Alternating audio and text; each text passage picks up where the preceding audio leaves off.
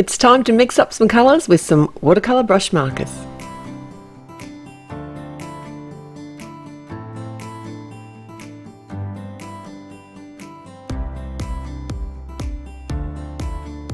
Hi, it's Therese from Lostinpaper, and I've got some ultra new watercolour brush markers here today, and I'm going to be colouring up the new Mondo Chrysanthemum from Ellen Hutson, and I've white heat embossed the image on some Bristol Smooth cardstock and a couple of the leaves as well. So today I wanted to mix up some of the watercolour brush markers, and these work really well on Bristol Smooth cardstock. I haven't had much success with them on any of the other cardstocks, and I just know how intense they are, so I'm only adding like a little bit of the colour to the cardstock. I have added it directly to the paper, and I'm only working in really small sections of the flower. I hadn't practiced these colours anywhere I probably should have, because I put down too much of the purple colour. It's the purple wine and turquoise colours that I'm using right here to create my flower, and blended together I knew they were going to make purple. So when I chose my two colours, I made sure that I chose colours that weren't going to turn to mud. A lot of colours, when you blend them together, will become muddy. So basically anything that's opposite on the colour wheel will turn into a brown. Like if I had have chosen purple and yellow, that would become a brown. So like I said, very vibrant colours. I'm adding minimal. I'm actually adding less of the purple colour now because I want a bit more of that blue to show through, and I want there to be the three different tones basically. So I want there to be some of the purple wine showing, some of the blue showing, and some of the mixed colour. And I just thought, I don't know, this kind of reminds me of unicorn. Unicorn colours. For some reason I think it needs sparkle. So these colours and sparkle would go really well. I am still just working in sections, and it does get quicker. It's a big flower. The Mondo flowers, I think it's one of the best thing about these beautiful Mondo flowers is the size of them. A lot of floral stamps are quite small, and these are a statement. All of them are a statement and really become a centerpiece on a card. So even though this takes a while to do, I'm only colouring one flower, but if I was making a bouquet of flowers, it would still take me a while to do because I'm colouring more than one flower. So it's all relative. I wanted to just say, when I add the colour in these sections, I'm using my water brush to actually blend out the colours. So this, I either use it by dipping it in my well or using the water out of the brush itself.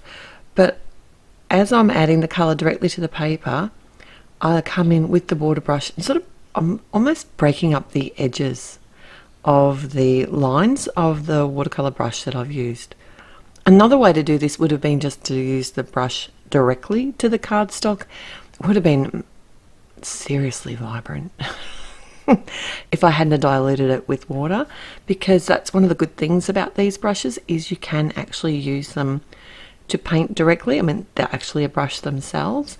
So I could have actually painted the blue and the purple and mixed them on the paper with the actual watercolor, and that would have been pretty amazing too. Maybe I might try that next time.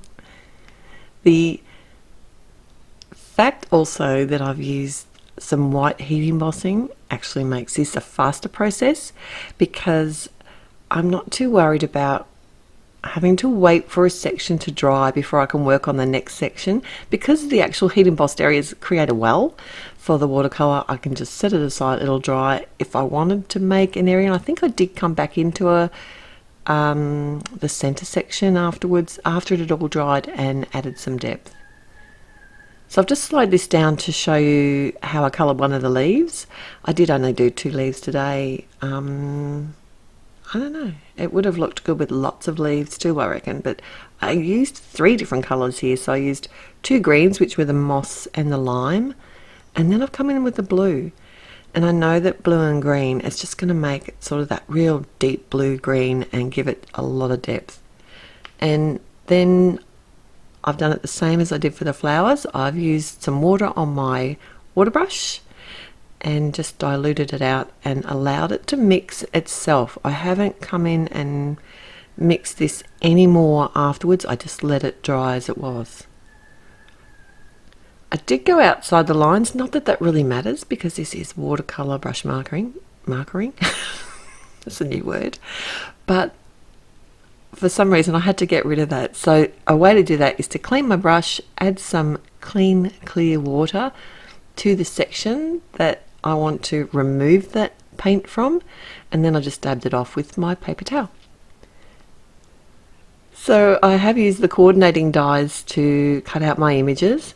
I've got some pale grey, oyster grey, which is a pale grey cardstock, and stamping out a sentiment from the Totally Random Sayings Volume 3. These sentiment sets are wonderful, and every time I stamp with the obsidian black ink, it's amazing. It's like that was one stamp of ink, a brand new stamp.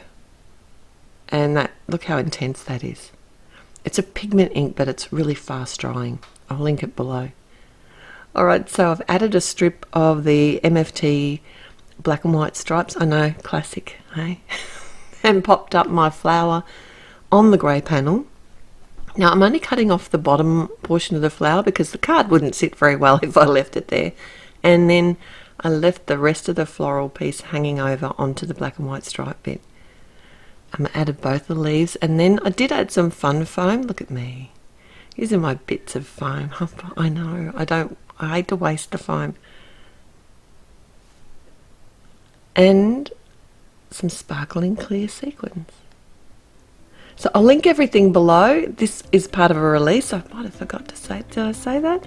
So if you head to my blog, there'll be a chance to win there if you're here in October 2019.